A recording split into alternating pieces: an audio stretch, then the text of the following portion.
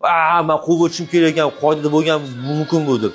Bu eng yomon narsa ayrim haydovchilar quvib o'tish chiqqandan keyin nima qilishni boshlaydi? Ikkilanishni boshlaydi. Oldin sekin quvib o'tishdan oldin ozgina malaka hosil qilib, bir yo'lida o'rganib, yurib, endi bir nechtadan osonab quvib o'tish uchun yana ham bir odamning ishonchi bo'lishi kerak. Endi rostdan 60 ta olish mumkin emas deymiz, eng yuqori tezligi. Bu 60 yurishga degani emas.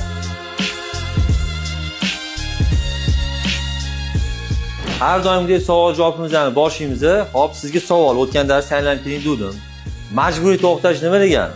Mashina buzilib qolgan bo'lsa yoki ichida o'tirgan yo'lovchi yoki haydovchining mazasi bo'lmay qolgan bo'lsa. Sizga savol, tartibga soluvchini vazifalarini o'tdim sizlar bilan.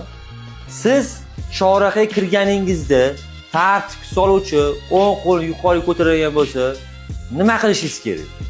Chorrahaga kirib bo'lganingizdan keyin o'tib ketaveramiz. Agar kirmagan bo'lsa to'xtash kerak. Demak, to'g'ri. To'xtash ishorasini berayotgan bo'lsa ham kirib bo'lganmiz deymiz chorrahaga. Ko'pchilik mana shunga ahamiyat bermaydi, shunga ahamiyat beriladi. Kirganingizni degan so'zga eslab qolish kerak. 328 to'xtab turish taqiqlangan belgisi bor. O'sha 328 to'xtab turish mumkin emas degan belgisida qaysi transport vositalari to'xtab turishi mumkin?